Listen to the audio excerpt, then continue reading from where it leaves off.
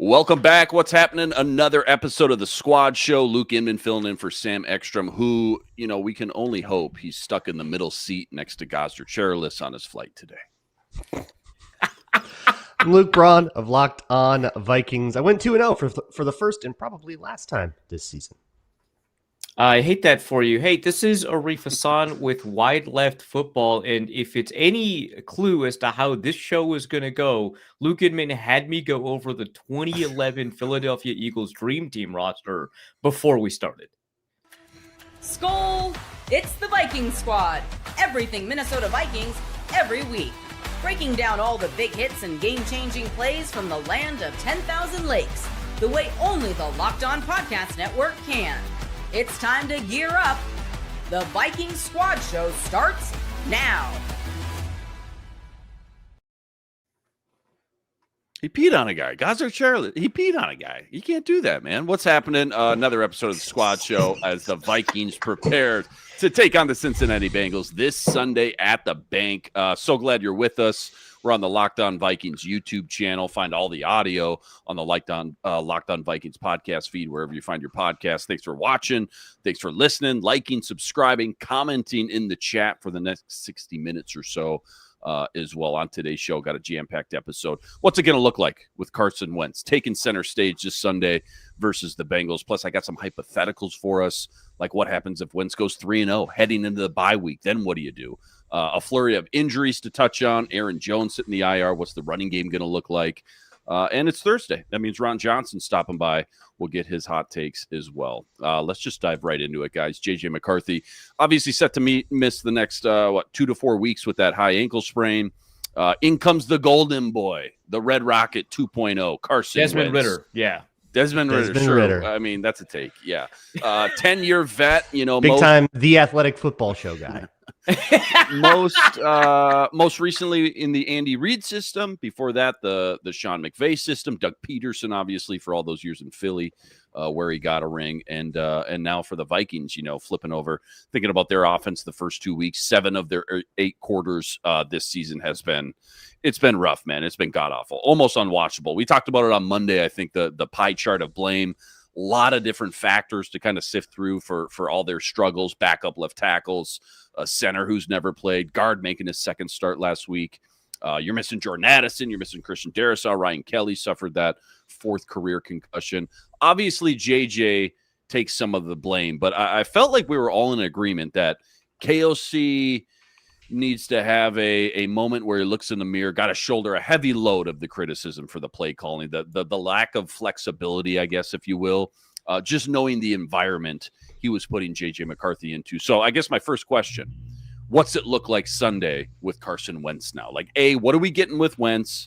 What's he kind of bring to the table that may be an upgrade from JJ? And then B, is KOC going to tweak anything? Are we going to see any adjustments with the game plan, the play calling, et cetera, this week? Or now that KOC has this 10-year veteran, I'm thinking, is he just going to lean even further into this addiction, dropping his quarterback back 7 steps, pushing the ball downfield? He's hooked, man. So, Arif, you're much more familiar with Carson Wentz's game. Okay. Why don't you field this one? Yeah, since he's your you're favorite prospect, intimately familiar with Carson Wentz. Since he's your favorite no, we don't prospect gotta of all go time. that. Okay, no, hold on, chill. No, okay, so we're gonna drop the bit for like a second at least.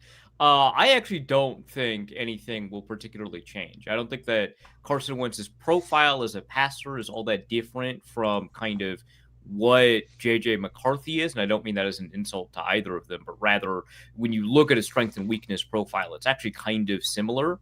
I think at right now, and obviously it pains me to admit this, Carson Wentz's weaknesses aren't nearly as debilitating at the moment, although I think a lot of the problems are probably due to volatility more than anything else. But the thing is, how do you in essence, how would you design like a Carson Wentz offense? Well, you would do it with a fair amount of play action. It'd be like Kyle Sloter. He would just do whatever he wants. You're put into a box, right? And now you have to design a Carson Wentz offense. you're going to do it with a reasonable amount of play action. Well, the Vikings have done that with J.J. McCarthy more than I think in previous seasons under Kevin O'Connell. Like, we had always kind of like thought of Kevin O'Connell like coming from the McVay system. He would be a play action guy, and he kind of wasn't under multiple, systems, multiple quarterbacks. Well, here J.J. McCarthy is. That's also what I would do with Carson Wentz to try and maximize what's happening there. Also, they're both going to hold on to the ball anyway. Like, that's just what both of them do. Right? That more true for Carson Wentz's 2019-2020 seasons with Philadelphia than with his like Rams and Colts seasons. But I do think that that's kind of who he is as a passer. And so you would want to design deeper routes in that system, which is something KOC already loves doing. And because if you're going to have a guy hold on to a ball, then do that, right? If you have an offense that plays with shifts and motions, goes to the play clock late or goes to the line of scrimmage late in the play clock.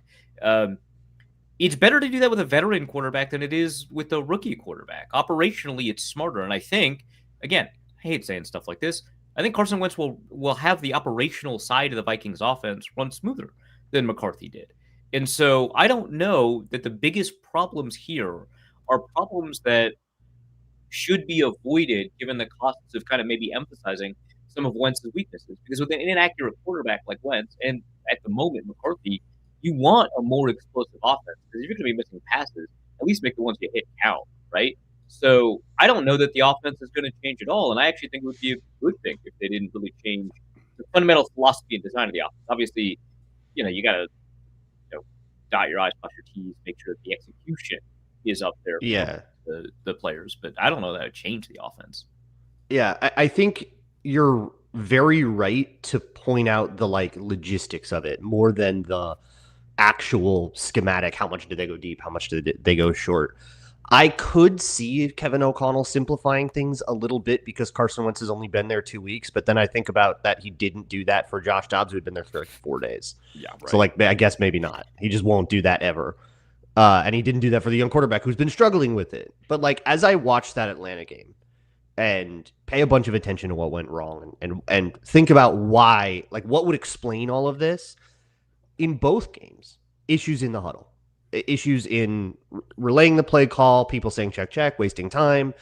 That would explain a lot. It would explain the late breaks in the huddle. It would explain how very often the line didn't know what it was supposed to do. How the spacing is messed up and all that. The sloppiness, a lot of it can be explained by an issue in the huddle. Carson Wentz at least has proven that he knows how to operate a huddle. And that's something that is very worth sticking it out with a young quarterback and letting him work through that. And I'm sure they'll continue to do that after the bye or whenever McCarthy gets back. But yeah, that problem going away might help in the meantime a little bit. And it might help the Vikings figure out what everybody else can and can't actually do. And I know we're going to talk about it later, but then that creates the question, okay, well then why would you put the young guy back in if he can't operate the huddle? And the answer is so that he can learn that. Mm-hmm. But I think with Wentz, the thing he was most famous for was going off script when he shouldn't go off script. So it's going to be that. That's why I mentioned the Kyle Sloter thing earlier. It's going to be you can call whatever play you want. He's just going to do whatever he wants. And we'll see now at this point in his career, that was a critique of him year 3. At this point in his career, is it going to be the same critique? But that's probably what changes. By the way, KOC on the Paul Allen show each and every Tuesday, he said, hey, JJ missed Thursday's practice last week because the birth of his first child, and Carson Wentz steps in there. He said the ball only hit the ground once all day. How many picks did he throw? Oh my God. that's that is an interesting way to put that. Yeah, right. that is coach speak at its finest, but he didn't nice fumble. Positive spin. But he didn't fumble. Yeah. Which is, by the way, the fumble bit. I unearthed a stat in editing Matt Freese's piece over at WideLeft.Football today. Plug. I looked up Carson Wentz's total fumbles and fumble rate since he's entered league 2016, and he is third since 2016 in total fumbles, and the only player inside the top 10 to have fewer than 4,000 plays and still be in the top 10 in total fumbles, and he's number 3. Unsurprisingly, he ranks first out of any player with at least 2,000 plays, any quarterback with at least 2,000 plays. Since 2016, he ranks first in total fumble rate. Now, if you only look at plays where he was contacted, right? Quarterback hit, quarterback sack, or a run, right? Which, you're not necessarily contacted in a run. You could go outside. But like on plays where you might expect contact, he only ranks 14th of 39. It's not the worst thing in the world, but I think it's telling that maybe the difference between 14th and first there is that he invites a lot of contact. And that is I think a fairly prescient criticism of this guy, that he invites a lot of the pressure that he receives, just like McCarthy did the last 2 weeks. Yeah, fantastic nerdy stat there, and a huge red flag for sure. That what could be to come, I guess, not just Sunday, but the next couple weeks. I got a dumb question for you guys. I just want to ask you about this stat per Alec Lewis via The Athletic. Through 2 games, almost 100 offensive snaps, the Vikings have ran just 3 quick game concepts, and that's not just a small sample either. He goes on to say, since 2023, KOC actually ranks dead last in the NFL in this quick game passing attempts per game. How much of a problem? How does he define quick game? Because that was kind of my. Is it 3-step drops? Is it the bubble screens? Is it right? Because you can time to get the ball out of your hands situation. What is it? Quick release. What is it? Right. Yeah. So you can divide the different types of statistics you have. So Alec, I believe, still has access to a tool that we call True Media, which is a really powerful tool that can go into really deep splits and stuff like that. And one of the splits that he may still have access to is drop back depth or even drop steps. Maybe. We have True Media here at the Locked On Podcast Network now. Unfortunately, they do not have drop back depth anymore for us. Okay. I think they do for teams, but not for us. Okay. So if you have something like that, you can maybe define a quick game by your drop back depth or the steps in your drop back. That, I think, would be probably the most legitimate way to do it.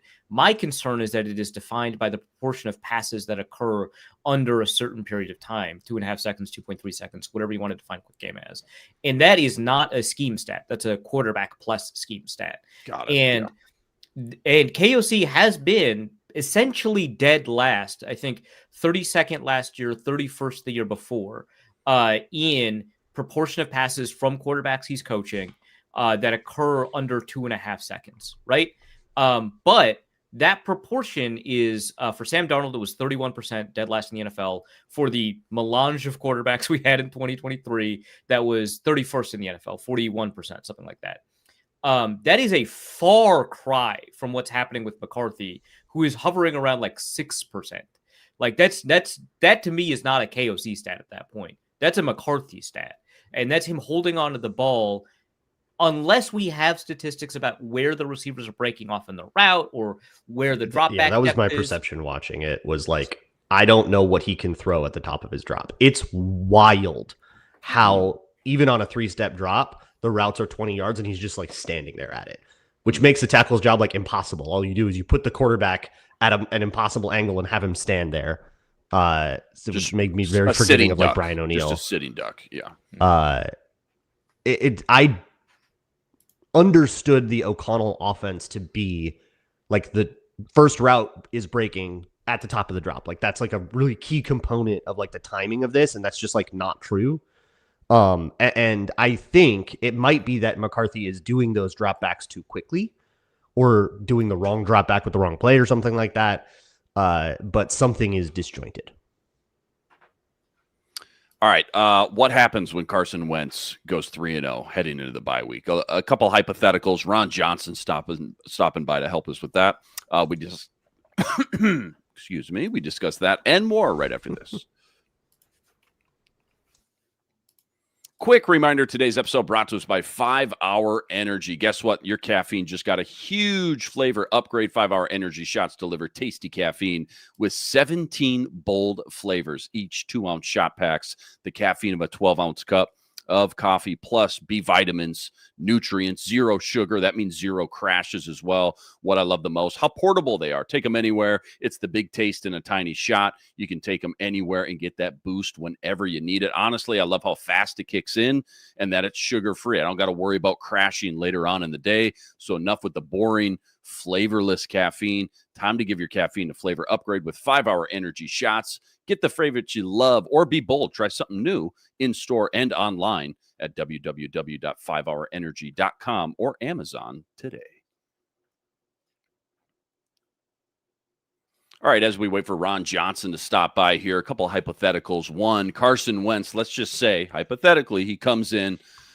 Who knows what it looks like? A win is a win. Maybe, 3-0 the next 3 weeks. Again, you got Cincy this week at the bank. Then you go across the pond. You got Pittsburgh, and then you got Cleveland. Let's say he goes 3-0 into the bye week. By the way, team coming out of the bye week, Philadelphia Eagles at the bank as well. But let's just say he goes 3-0, hypothetically. What's the game plan? Your KOC, Arif. What's the game plan? What's the blueprint? What are you thinking? You roll with the hot hand with Carson Wentz, the veteran, or you go back to the rookie? You're muted, Arif. The record part doesn't matter to me. I think what really just matters is the process, right? Is he playing well? Is he playing at a really high level? Is he playing at a level that's at least notably and significantly higher than McCarthy's level? If he is, yeah, I mean, obviously, I think that you roll with him because, again, as we discussed on the last show, this is kind of a win-now team. You kind of owe it to all the veterans on the roster to try and win. They're not here to develop a quarterback. They're here to win, right? That's the job that they signed up for. And so, yeah, I mean, if you're 0-3 and Carson Wentz is playing better, you got to stick with him. The record part is not important, but I do think that is an important conversation to have, right? To discuss what parameters by which we would kind of stick with this guy versus, have the young guy play. Yeah, I think that would be a really good critique for when they don't do that. Looking at how Darnold played last year, he was in MVP talks on and off at times in that season, and they didn't do it, right? And they weren't really that, if I understand, if there was an offer put out to Sam Darnold, it was not that serious of one. So I kind of think that gives us at least a sense to know where the Vikings are at in terms of where that threshold is. Because there is a threshold. There must be a threshold. If Carson Wentz plays like the MVP of the league, you'd never sit him, no matter who your quarterback was behind him. Yeah, it's like continuous value theorem, right? There's a maximum and a minimum, right? But somewhere there's a threshold in the middle where you got somewhere there's the line. Yeah. And we learned that Sam Darnold's year last year was below that line. They were still motivated to go with McCarthy unless the deal was so unbelievably good and cheap, and it wasn't, and it shouldn't have been for Darnold. Yeah, good for him. Yeah. So I think you got to be at least better than that, right? He has to play at least better than Darnold. And I kind of do think, I don't think the record should matter, but it will. So I'm kind of taking this from a different angle than Arif. But if Wentz plays really, really, really well, and then they put him back on the bench and the offense sputters again, I think we can bring up exactly everything Arif said as a critique. Let's bring in Ron Johnson, host of the Ron Johnson Show, each and every Tuesday. Give him a follow on X at 3Ron Johnson. Ron, we're discussing right now a hypothetical, but let's just say Carson Wentz rips off 3 wins in a row before JJ comes back in, heading into the bye week. Do you roll with the hot hand, or do you hand the reins back to the young kid, to the golden boy? Does it matter what it looks like? A win is a win, sure, on paper, but there's obviously a lot of ugly wins. Maybe Flores' defense bails you out a couple times. Whatever it may be, what's just your, I guess, knee-jerk reaction or thought process as far as rolling with a hot hand like Carson Wentz or going back to the kid? Well, I had Robert Smith on, former Vikings running back, and that's the first thing I asked him is there going to be a quarterback controversy? The answer is this is Minnesota, so I would expect nothing less. The Minnesota Vikings continuously Very true. to just find ways to make our lives kind of fun and a lot to talk about and a lot to do, because I can imagine myself coming back from the international games, heading to the bye week, and our first show out the gate, Eagles. Do you put Carson Wentz against his old team, and he's hot right now, or do you send J.J. McCarthy back out there, who you haven't seen for 3 weeks? Does J.J. McCarthy sputter out the gate? Does Carson Wentz start getting the chants from the fans? And does J.J. McCarthy get booed? Mental health is huge, and so does that weigh on the young rookie's mind that there's a guy waiting in the wings that can absolutely sling the ball. Or is Carson Wentz going to go out there and suck for the next 3 weeks? And we're like, man, I can't wait for JJ McCarthy to get back. So this is what Minnesota sports is about. It's about hope and help and love and then just crush you and crush your dreams, crush your hearts. And then they bring you back to life because they're going to make the playoffs and they're going to end up in the NFC North Championship. And then they're going to find some other way. Other than going to the Super Bowl, I don't know what else this story and this year can bring. But the one thing I will say is if Carson Wentz is hot, if he wins 3 games, if he's throwing for 300 yards a game, you cannot go back to JJ McCarthy. I hate to say it. You can't. You have to figure it out and let him ride it out just like you did with Sam Darnold. And then maybe Carson Wentz gets another, $50 million deal from another team out there looking for a quarterback next year because we know the Miami Dolphins are probably going to be looking for a potential quarterback and coach at this rate. And so I would say it's going to be tough to go back to the hot hand. Go back to the rookie. But I also believe that they put all their stock into this kid. I don't care what Carson Wentz does besides, take off the mask and he's really, Scooby-Doo under there or something. I don't know if there's anything. He wins a bunch of games and then he pulls the mask off and it's really Sam Darnold. It's just a different ginger. Yeah. Just a different one. I don't know what. we are taking him back to England. Maybe some magic can happen. Hey, yeah, come on, bagpipes, kilts. you bring it. I don't know what he can do to keep the job because honestly, and I hate this. I'm not gonna be a conspiracy theorist where people are gonna be like, oh, he's gonna make the offense. They're gonna win, but they're gonna make the offense just bland enough that he doesn't. Like Cam Akers is gonna go for 85 yards, and then Jordan Mason's gonna have 140. I could see something like that to say we still need JJ McCarthy back. But again, McCarthy's main target is Jordan Addison. We haven't seen him in a game with Jordan Addison. I think that's the other key we're forgetting too is Jordan Addison might enter this conversation and all of a sudden we're like, whoa, where did that 160 yards come from? And it's going to be Jordan Addison. So there's so many pieces to this puzzle. It's going to be fun the next couple of weeks. I have not prepared more for a game than this pregame show this Sunday to be able to bring up old Carson Wentz stats versus the Bengals, bring up old Carson Wentz conversations, second down and how he's one of the best second down quarterbacks with the Eagles. I can't wait to talk about all that. But at the end of the day, I feel like the Vikings put all their eggs in the basket of JJ McCarthy. They can't not put him back in there. It's gonna create all kinds of weirdness, and then it's gonna come down to you should have never drafted him. Well, that was kind of the follow up that I had, which let's take that hypothetical. Let's say Carson Wentz plays well. Well enough to keep the job, but not well enough to take the Vikings to the playoffs. So you get this 8-9 season. It's Carson Wentz. JJ McCarthy looks like they gave up on him after 2 games. We're firing everybody, right? That is absolutely Luke, everybody's got to be out of here. This is an insane mismanagement of resources. I don't know. Here's the thing. Did you really expect Carson Wentz to come in and be what he is? So does that go down and man, look at the way they just find these guys. They find that talent that nobody thought they could have anymore. And Sam Darnold. How Kyle Shanahan could turn any quarterback good except the one they drafted in third overall. Now Kevin O'Connell's the same way. Correct. Maybe Kevin O'Connell has that. Let's stop drafting quarterbacks. Let's just keep finding guys on the street that are somewhat alive. If he has a pulse, Kevin O'Connell can make him a throw.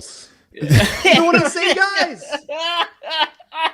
Wait, the 2026 version of Phillip Rivers, whoever that turns out to be. Exactly. So, Aaron Rodgers, when he's done with the Steelers, is he going to end up here? I just think Matt Stafford, he's on his last leg with the Rams. Kevin O'Connell's sitting over there oh yeah, let's do this. Tua's retiring. Tua needs to stop. We're all worried about you too. Or do they just wait making fun of you 3 more years and draft Sangapula Tele from Cal because he'll be ready to come out in about 3 years and they can get him probably in the 2nd or 3rd round. Is there a Jalen Hurts in the 3rd round that they're going to find? There's so many question marks to this. But here's the thing I go again with JJ McCarthy. I truly don't believe they're giving him an offense that is easy. I think they're trying to make this offense super complex and, he has full autonomy of the offense. He can check out of any play. And He's not Sam Darnold. Like, he's not Kirk Cousins. Like, give him time to get there. Like, let him just throw hitches and slants. Like, if you watched Michael Penix, he threw a ton of like slants and quick stuff against the Buccaneers. Like, it was quick slants to Bijan Robinson, quick slants to Drake London, quick slants to Pitts, simple 12-yard over routes to the tight end. Where is that? And TJ Hawkinson, like, what in the All-American route was that? Like, I don't know if you guys have watched All-American, the TV show on USA, but Spencer James is the receiver. Because I saw a clip and I was like, not. It's okay. Like, I like random ass TV like that, so I'm okay with it. Okay. But if you just put in Spencer James routes or Spencer James ass routes, just put that in Twitter. There's a ton of jokes about Spencer James, the main receiver. I think season 4 or 5, they actually hired a pro receiver. I think it was one of the Commanders receivers. He was on the practice squad, I think. So they hired him to come in and run the routes because I saw him posted on Instagram. And then everybody was like, I knew it. I knew he didn't get better at routes because like season 4 and 5, we was like, oh, he out here with this hot fire. And then dude post on Instagram. They found an NFL body double? That's actually pretty. Yeah, they found an NFL body double receiver for the Commanders, and they had him running routes. And so right away, like I said to my wife, I'm like, oh, this dude actually is running routes now. Because I used to always like talk trash about it. And she'd be like, stop pointing that out because I didn't notice that.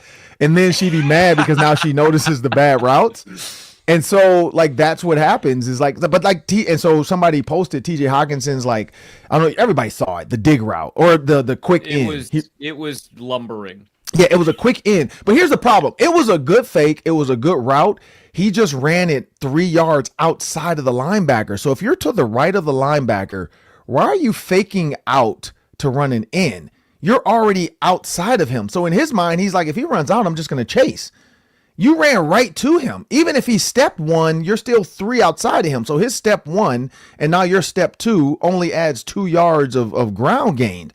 You got to get on his toes, then jab, and then go in. And I don't know if that comes down to lack of practice. Okay. Yeah, I don't know if it's lack of stem choice at. Yeah, you still Trey Wayne's correct. Step on his. I was just always taught step on his toes. So if the DB's inside, keep running inside. If he keeps going inside, boom! Now your out route is super easy because he's giving you all the leverage. If you have an in route, step on his toes, eye him up, boom, and then go in. You cannot run an in route from 3 yards outside of a guy ever. You're taught that in middle school football. Like get heads up on him, eat up his cushion. And again, that comes down to lack of training camp maybe together, lack of practicing.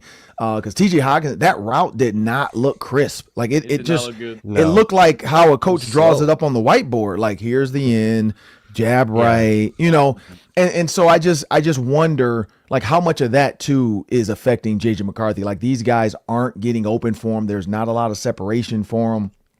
And I haven't really seen any choice routes by the slot receiver. I know normally that's Jefferson with Addison outside or Thielen, but Thielen's new. So yeah, I don't know. I'm concerned that it's not just JJ McCarthy. Like I feel like there's more to this than putting it all on McCarthy. I mean, like the one where JJ thought he had a free play that turned out to be an interception.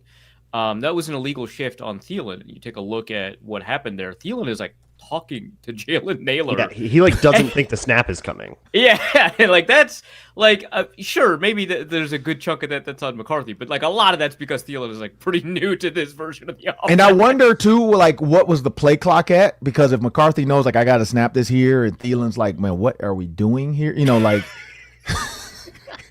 Like that's the worst feeling is breaking the huddle and you don't know what to do. Like you break the huddle. I've been there before where it's like, oh shoot, what do we got on this? Like what? And you're asking it like what is this? And he's like, oh, it's 444. You're the inside 4. Okay. Like it's just like super backyard football when going you on. all have the same route. So if you're the inside, so here's the thing. So Florida was a route that the coach used to run, and it looks like an F. So they would run Florida and Florida reverse, which is basically 44. So it's 2 digs on the backside. Mm-hmm. But sometimes the inside guy has the deeper one and the outside guy has the shorter one. And then sometimes the inside guy has the quicker one and the outside guy has the deeper one. So I mean, that happens. Like if you have 888 or 878 and the inside guy has the corner route, outside guy has the post, there's little things where you're like, are you over the top or am I over the top? Like, or if it's double shallow, or who's like Travis Kelce absolutely decapitated Xavier Worthy because he didn't know who had the top route of the double digs or the double shallows. And he admitted later on his podcast it was his fault. He was like, yeah, I'm supposed to set the depth at 5 yards. I don't know what I was thinking. Little stuff like that is what can literally knock a guy. I mean, is Worthy back? I'm pretty sure he's back, right? Is he back playing or no? Questionable this week. Sounds like he was limited yesterday in practice. Okay. Sounds like he's but little stuff like that is what probably Thielen wanted to make sure he didn't end up doing. Like, I don't want to run the wrong route. I don't want to Jalen Reagor this thing and get, an INT for a touchdown. Like, there's so much to it. So, yeah, I mean, and Thielen's new. The terminology is not always the crispest. I mean, honestly, that John Gruden clip of him and Chris Sims is actually true. It sounds like that in the headset. And I just learned to block out all the scat and all that crap because I'm like, that's not for me. That's a protection. That had nothing to do with me. I'm just waiting for that last part of like Zorro, Z out, Y. Okay, yep, that's all we need to know. Let's go. Like the life of a receiver. I don't care about scat left, shift, and all that. Like, nope. Give me mine. All right, trio left. Yep, there we go. Trio left bunch. All right. What? 383? Got it. Boom. I do think it's hilarious when you watch people breaking the huddle and some of the receivers sometimes are just the first ones to just start trotting out. Like they're only halfway through the play here. Why are 3 people already running out of the? Because they heard 383 and they're like, "Yep, all right, we got it. We got 383. I don't care about the rest of this." The kill is a run play. You figured that out. Great. Yeah, right.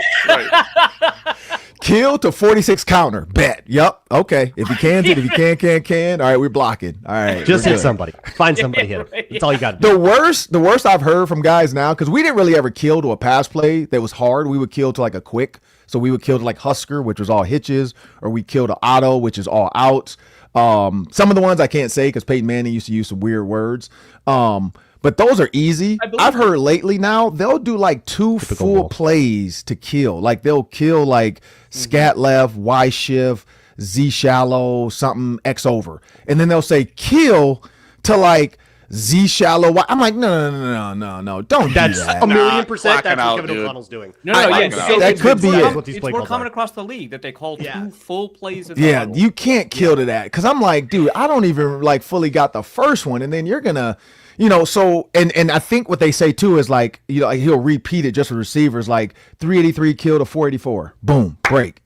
So now instead of outs, you got digs because he's just saying, hey, they're in quarters, so I need to run the digs now instead of the out routes that I was hoping for if I had cover 3. I'm like, if that's the case, that's easier than what a couple got, like Darius Butler. He's tapped in, and a couple guys have told me it's full on double play, and that could screw it up too, Luke. So. I think that's part of the issue here with McCarthy is that operationally there's just so much put on his plate, and then you come out of the huddle late, and then the play has emotion in it. So now you have to figure out immediately whether you're not going to kill the play or run the play because the motion is going to take up the rest of the play clock, and it's just a lot to handle at once. Yeah, only one way to get better at it. Mm-hmm. How many times do you think Randy Moss at Marshall just got out of the huddle and said, "I don't know what you said, but I'm going deep." No idea what you said, dude. No, I'm going that way. I think he bought. Didn't Moss say something like that too? Like he would. Was that with Randall Cunningham? He would just be like tap his helmet, like I'm going deep. Yeah, I feel like he said something like that. If he figured out he was 1-on-1, he was like, screw that play. This guy's hey, I'm going deep. Hey, whatever you were doing, that sounds beautiful, but I'm doing this. I'm 1-on-1, and I'm going to run into the end zone. You do with that what you want.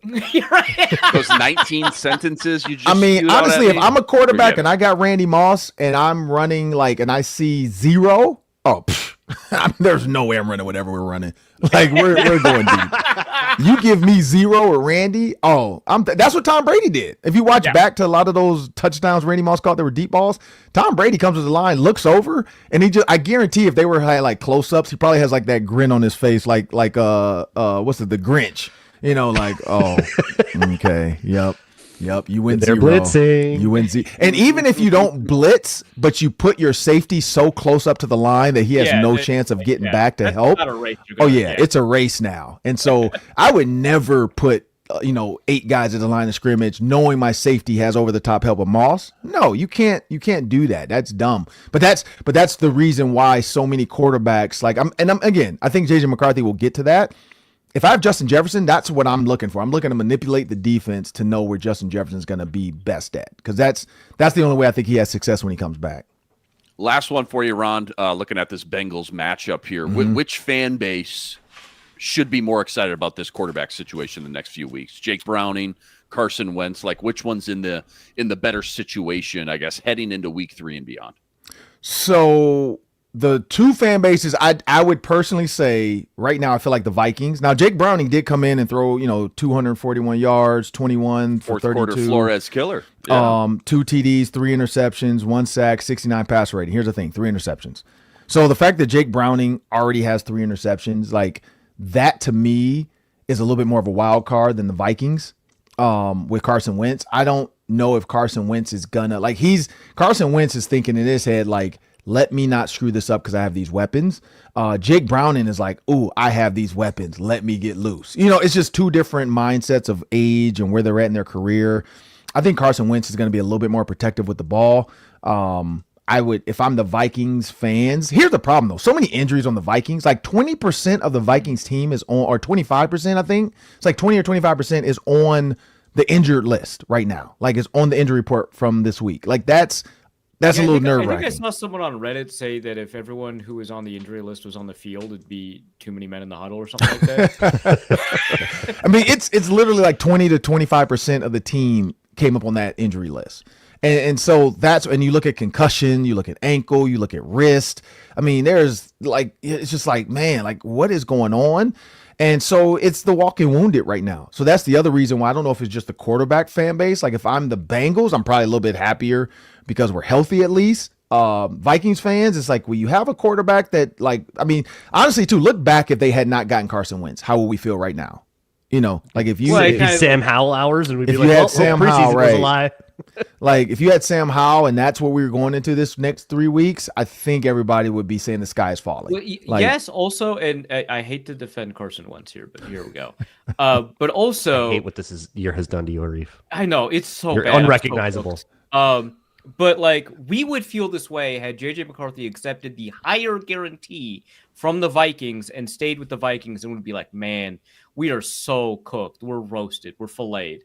Look at what Daniel Jones has done over the past couple of weeks. So I don't know, man. Kevin O'Connell is weird. Football is weird. Oh, you mean if Daniel Jones was here? Yeah. No, Daniel Jones looks really good right now. Yeah, like, Danny and Cam Bynum has an interception in every game. Like that's nuts. That rules for and I him, hope it keeps man. up. Yeah. Like that's nuts. That, dude. If he ends up with like 10 interceptions, that's crazy. That is crazy. Yeah. 3 picks already. And again, I don't know if the Vikings had opportunities to get picks this year. Like I don't even, because I'm not gonna say guys have dropped them. Like I just don't feel like they've had opportunities. Like I just feel like either Penix has gone to the right guy, and game before that, like it just wasn't there. Caleb Williams, it wasn't really there. I think maybe one guy dropped one in his lap. But yeah, it's crazy that Cam Bynum has more interceptions than the Vikings have turnovers this season. Like, Ron, how jacked up are you Ben for? Ginkel almost had one. That's the one. Ron, how jacked up are you for Chad Powers coming out on Hulu? Chad Powers. They made a show about the bit Chad Powers. Yeah. Is that your style though? You said you're kind of like, I mean, I'll watch it. I'll probably watch it if I have nothing else to do. I'm not searching for it. Like, is it on Apple TV? I think it's Hulu. Hulu. Okay, I'm not searching for it, but if it pops up, I'll watch it. I miss. Forget Chad Powers. I wish they had brought back. What was it? Kenny Powers. Yes. Southbound and Down. Eastbound and Down. Yeah, Kenny Powers. I had never heard about Kenny Powers and Spice Adams. I was in Chicago, and one night, the wives, we were all hanging out, and he popped that on while we were just playing cards.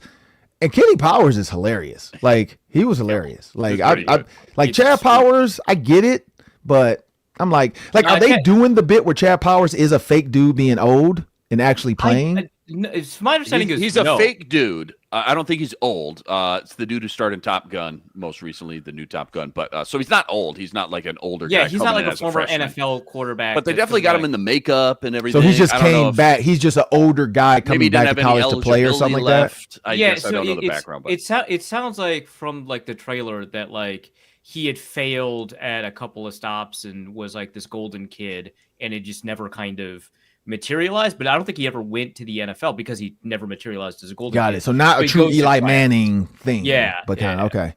Yeah. Glenn Powell. Yeah, every time I see the Eli Manning one, though, I wish they had let that go a little longer. Like, see how long these players would have like really thought that My was favorite Eli. is still the 6 Jared weeks into Goff the Penn one. State season, like he's starting, he's out Yeah, there. right. His nose is falling off a little bit. Like, Like, just I- have him come to training camp. Like, come into training camp, like, and then be like, yeah, sorry, guys. The He's not Jared coming. Goff one, I think it was like at Riverside Community College in California. Yeah. that's That right. one is my favorite. That one is outstanding because Jared is a dick the entire time.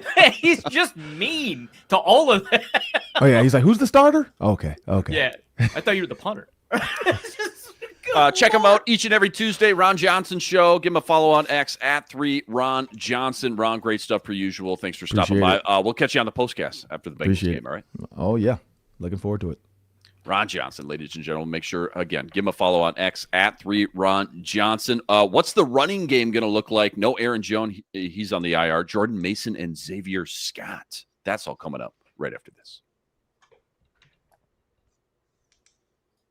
Quick reminder, today's episode also brought to us by Prize Picks. Prize Picks, America's #1 fantasy sports app, now with more than 10 million members to date. For me and my money, it's just by far the easiest, most exciting way to get in on all the action. While you watch your favorite sports, you watch your favorite players. It's so simple, too. All you got to do, you pick more or less on 2 or more players' stats. You watch the winning roll in football season starting to heat up now. Week 3 could be anytime touchdowns, receptions, tackles, sacks, you name it, they got it. Take your pick on more or less. Add them to your Prize Picks entry today.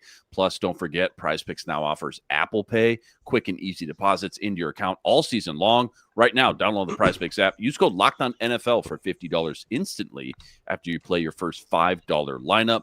Win or lose, any $5 lineup, you're getting $50 instantly with promo code LOCKEDONNFL. Prize Picks, run your game.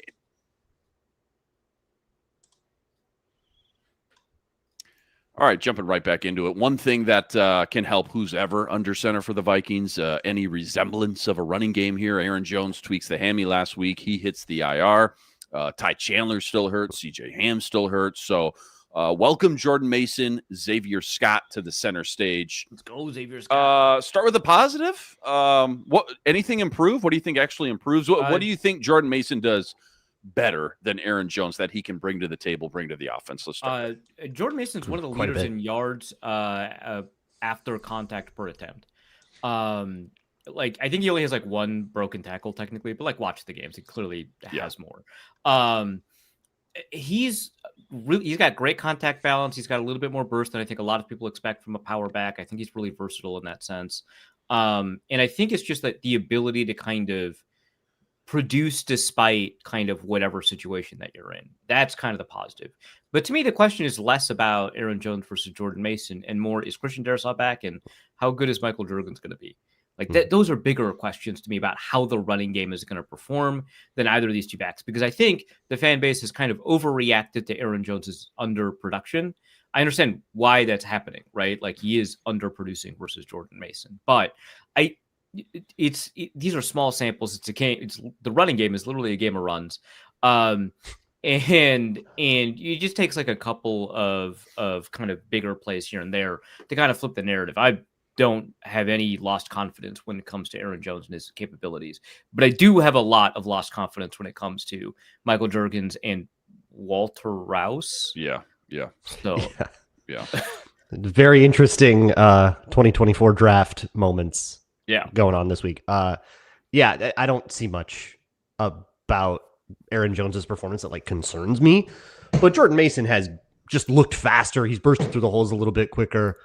And he's stayed healthy, which was kind of the thing we talked about in coming into this season, was like, what happens when Aaron Jones gets hurt and Jordan Mason looks a little better, here is that opportunity. So I could kind of see if this goes well for Mason, I could kind of see them making a switch of who is RB1, and we kind of say, okay, well, Aaron Jones, your shelf life as a running back has ended. That's how it goes. Christian Darrisaw, full participant yesterday at Wednesday's practice. Trying to, before we get out of here, see the injury report for Thursday, but feels like he's headed on the right track. I know we talk all the time about just how good this guy is, right? But more so the passing game than anything. How much can he bring to the table? How much will he bring to the table in the running game? It's like Danielle Hunter. We always used to talk about, great pass rusher. He was so dominant, so good at stopping in the run, though, as well. Christian Darrisaw, how much can he help the running game on that left side? I think the backups have struggled a lot less in the run game, so it's less of like a dire thing. Yeah. Like there are some good Justin School blocks in the run game. I know people are going to like dox me for saying that, but like there were a couple. But so it's mostly I would about never encourage people to dox you, Luke Braun. Never. Let's get you have one principle. Not on a recorded line. I have many principles. True. Hear that, big brother? I'll go. For me, it's much more about the pass, but like, yeah, man, a Darrisaw Donovan Jackson double. Hopefully, it helps Donovan Jackson a little bit too, stunt pickups and figuring out run stunts and stuff. Hopefully, it can help them deal with that. And then what they love to do with Darrisaw is run mid zone his way, so he can like kick out an edge rusher. And they, I think, have been preferring to run that to the right. So now they can run it a little bit more both ways and have a little more diversity. The only three with DNP did not practice: Ryan Kelly, JJ McCarthy, who we know is out, and Justin School, which again, if you get Darrisaw back, that alleviates that problem right there. Obviously, we've talked at length about, the drop off from Ryan Kelly to Michael Juergens, the situation, the problems that kind of unfolds, I guess, with the quarterback and backup quarterback now at this point. But which guy, a lot of limited: Grenard, Donovan Jackson, Theo Jackson, Harrison Smith, Van Ginkel sounds like he's also headed towards the right direction to start this week. Which guy that didn't play last week are you most desperate to get back this week? Besides Darrisaw, probably Gink. Yeah, probably Gink, right? Yeah. I Yeah. don't have much to add to that. That guy ruled. No, that's fine. Does Grenard That's count, my or numbers. because we didn't actually lose him, but he's limited with that He oblique. lasted for one whole play, Luke. Come on, don't. For a one big whole play. play. That's Yeah, big that's play. true. How about Harry? What do we? What's the bar with Harry? Like, obviously, we know getting long in the tooth, not the same Pro Bowl Harrison Smith per se that we got used to, but still, obviously, just from even just a pre-snap communication back there in the secondary, just being that veteran, that leader, that captain. I've defended this defense on this podcast last week. We had a very lively discussion about it, but areas where the defense can improve is in cohesiveness, right? And having someone like Harry back there is going to help with that cohesiveness, because it's like, hey, you're very caught up in your blitz paths, and because of that, there's some holes in the run game. Okay, so I think the best way to think about this is that, Ivan Pace is just kind of like a force to be unleashed, and that's not necessarily always a good thing, and it needs to be directed. And so I think Harrison Smith might kind of help direct the raging bull in the right direction. Yeah.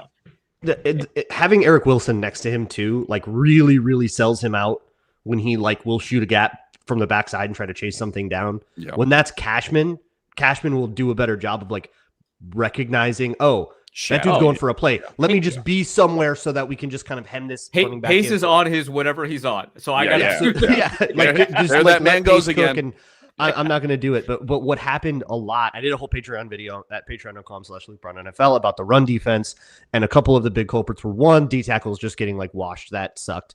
But two, some of it was Eric Wilson getting like pressed out of his gap, but like one head fake by Bijan Robinson, and then suddenly you're in the wrong place and there's an escape hatch. And so even though Ivan Pace has shot a gap, swum a guard, did something really cool, now he's chasing and he's out of where his gap was in the first place. So suddenly, and Javon Hargrave is 10 yards downfield, so he's got to suddenly make like the equivalent of an open field tackle in a B gap, and he's going to miss.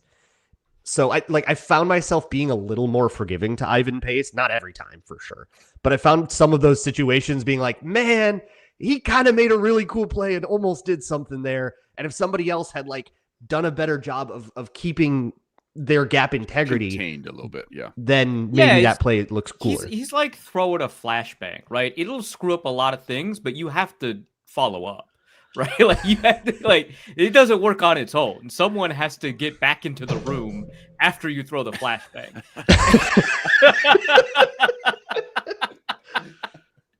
Where'd you learn that?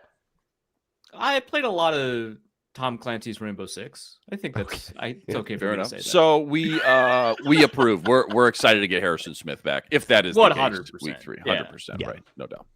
Final segment coming up. Biggest matchup to watch on Sunday versus the Bengals, plus our weekly gambling picks. That's all coming up right after this. Quick reminder, today's episode also brought to us by BetterHelp. You know, your schedule gets packed. Work projects, more, whatever it may be. It's easy to let your priorities start to slip, even when we know what makes us happy. But when you feel like you got no time for yourself, non-negotiables like therapy, they become more important than ever. If you've been thinking about starting therapy, time to give BetterHelp a try. Entirely online and designed to be convenient, flexible, and suited for your schedule. All you got to do, it's so simple. You fill out a brief questionnaire, you get matched up with a licensed therapist, and you can switch therapists at any time for no additional charge. Never skip therapy day with BetterHelp. Go visit BetterHelp.com/lockedon today. You're getting 10% off your first month. That's BetterHelp, HELP.com/lockedon. All right, final segment here. Save the best for last. Preview with the Bengals this Sunday at the Bank. The Boom at noon. Finally, just a normal noon game at home we can enjoy before. Oh, we got to go off to Europe over the pond for the next 2 weeks. But I want your number one key matchup. Simplify. Just pick the number one thing on your mind. The one thing you're looking at right now. The thing that's sticking out the most. I'll start for me. Secondary tackling was pretty weak last week versus Bijan. Bijan getting in the second level, giving him all sorts of fits. It felt like this week he got Chase Brown. He's no joke either. You get Jeff Okudah back, it sounds like, which hopefully helps in the run department at least a little bit, maybe a little improvement from what they had back there last week. Boundary tackling, second level tackling. Just don't want to give Jake Browning 2nd and 5, 2nd and medium, 2nd and short to work with all day. So that's got to be better. That's one of my keys to the game versus the Bengals. Reef, what do you got? I mean, it's still the secondary, but it's the secondary versus the quick game, which is kind of what the Vikings are kind of deciding to invite. Jake Browning, more than Joe Burrow, who probably should invest more into quick game type play, loves the quick game. Absolutely, one of the fastest times to throw in the NFL. And has whenever he's played with Cincinnati. Loves throwing to these big body slant type receivers, T. Higgins, Jamar Chase, kind of built for it. And the Vikings are kind of not built for this specific problem, because while the scheme tends to invite quick throws because they don't gain as many yards, it's not really as useful if both receivers are like 6'3", 220 and run 4.4. Mm-hmm. Like that's a problem now. And I don't trust like Isaiah Rodgers to bring down T. Higgins, you know? So that's my concern. Yeah, Luke, what do you got? Dino Fonteno in the chat took mine. Trey Hendrickson versus Walter Rouse. Yeah.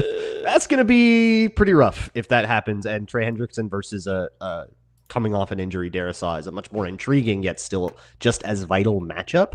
However, I think if Darrisaw does play, I don't think he sees a lot of Hendrickson. I think the Bengals will put Hendrickson over Brian O'Neill if Darrisaw is in, but if he's not, they're going to put him right over the young guy and say good luck. On to our weekly gambling picks. Luke, you kick us off last week. I think you went 2-0, so you're on absolute fire, sitting at 2-2 on the year. I did. What is on 2-2 on fire? Yes, on fire. What we do here is we overreact to 500 records. What is on the docket this week? What's your lock of the century this week? Lock of the century of the week. Let's go. What do you got? I am going to take a weird one. Maybe I'm just feeling my oats way too much, but I feel like this is something Carson Wentz is going to want to try, and it's something that has been wide open. I can't talk about it enough. Jalen Naylor is destroying everyone. He's like second in the league in separation metrics right now. Ooh, oh, by the way, related to that, we don't have a nerdy stat because that's a Monday segment, right? I don't know how the show works. Just do it. Jalen Naylor has the highest average max speed on routes. Wow. Any receiver. All he's doing is running goes, dusting people, and getting open for touchdowns. Like Matthew Golden and Xavier Worthy when he was healthy, and Like all of these like classic deep ball, they ran 4.3 or 4.2. Allegedly, Matthew Golden ran a 4.2.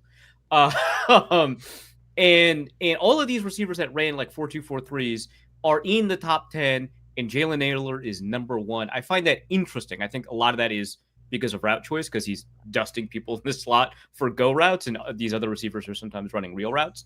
But I think like it's interesting. I think it's so cool. Yeah. A lot of it's like rail routes too, like that, like motion and then into a go. But I also kind of view Carson Wentz as the kind of guy that would be like, whatever, and like hook it up. So I'm going to take a Jalen Naylor longest reception prop over 16.5. Over 16.5. That is a -108. -108. And then I'll take whatever the smallest medium bet I can on that. Smallest medium, because Did things Sam aren't give you confusing the at all guidelines? right now. Yeah. Yeah. Love this new concept, Sam, if you're listening.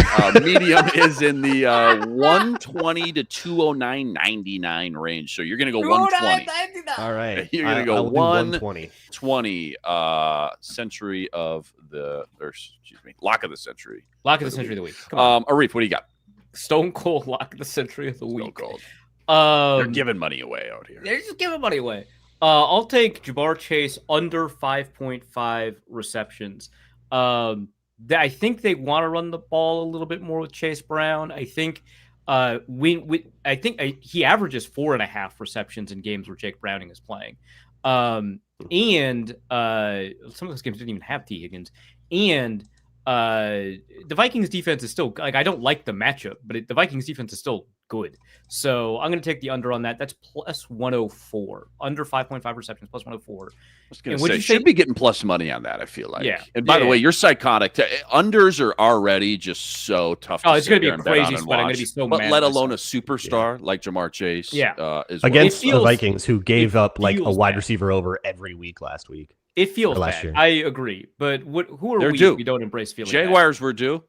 bad? They hit. It's all Vikings fandom is, feeling bad. The What are you doing? Jaguars Small, medium, or large here? the You want smallest supersize large. that? The smallest large. Smallest large. 210 on that. I got to run through these max bets while I'm at the top. Have to. Or near the top. That makes sense. Yeah. Fair logic. Hawkinson, dude, last time a backup came in, I'm thinking back to Dobbs versus the Saints. Hawkinson had like a career day, 8 catches, $140 at halftime. Hawkinson's due. Darisaw comes back. Maybe he doesn't have to stay in and chip as much. Hawkinson, 40 or more yards is at plus 134. Oh, I like that. I'm going to go the smallest large as well. What is that? 210. 210 on that. 210. Yeah, nobody knows. 210. And we're live. Sam texts me, don't have the app on my phone, but I want the over 41.5 for 150. And Ja'Marr 42.5 now. Oh, so how does that work? So So what do you 42.5, right? No, let's make him eat it. I think that's life. Yeah. That's how it rolls. And then He Ja'Marr decided Chase. to take a vacation. That's on him. Yeah, that's on him. Good. Ja'Marr Punish him Chase for not podcasting. under yards, And enjoying so his life under instead. 69.5 at minus 114. Under 69.5, minus 114. All right, I'm going to come back with Chase Brown over 13.5 reception yards at minus 114.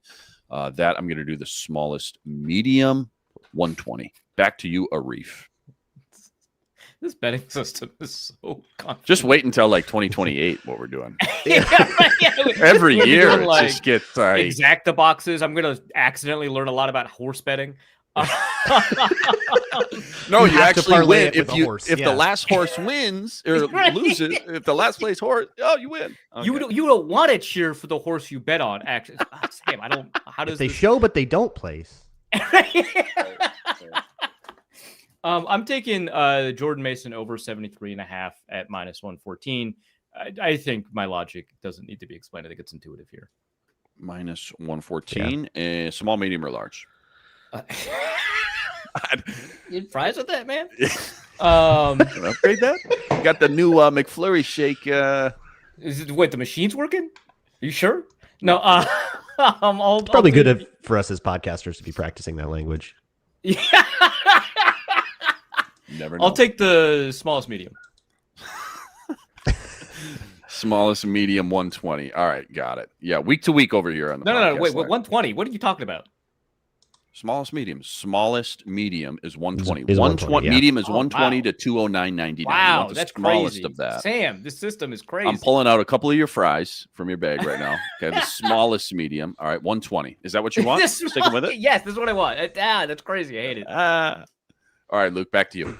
You know what I'm doing. Taking that Bengals money line. Love it. I didn't realize What is that max bets were also limited, like min bets were. So I can only do the max money line thing 4 more times, which makes me sad. I wanted to do it every week, so I'll do the soft maximum, which is the biggest. I'll do the 209.99 number. No, it's 210. 209.99, and that is Wait, at plus 134. He wants 210, right? Because that's the smallest large. No, he doesn't want to. He doesn't want to want waste the biggest large. medium. He wants to save a the large. biggest medium. Okay. Yeah, glad this could be less confusing. That's at plus 134. Plus 134, 209.99. When's the Monopoly game come back? What do you guys got? I just need Boardwalk, dude. I just need Boardwalk. It's crazy, dude. I got 3 railroads. It's crazy. Oh, man. What are you doing? Getting you into trouble? Pop the little thing. You think Sam made it this far in the show? Do you think he's hearing God, this? Absolutely no, not. God, no, he checked out. Someone from Locked On did, but it wasn't Sam. Yeah. Somebody from Locked On definitely listening. He's watching. What's he watching on the flight? Boogie Nights. He's like, well, I can't watch this at home. I gotta watch Boogie Nights now. If I'm He's ever watching the French romance Chocolat. He dies at the end. Don't ruin it. All right. Oh, as always, a lot of fun. Jacked up for Sunday. Huge shout out to all you guys, all the everydayers out there that always make us your first listen. All you guys coming in the chat with us from show to show. After this, go check out Luke Braun over on Locked On Vikings each and every day. Arif always killing it over at the Wide Left Substack. Go give him all your money if you haven't already. Agreed. Ron Johnson, the Ron Johnson Show. That's each and every Tuesday. Thanks for watching. Thanks for listening. Make sure to like, make sure to subscribe. So close to 10,000 subscribers. And we'll catch you Sunday right after the game. Instant reaction right here. Join us for that. But until then, signing out.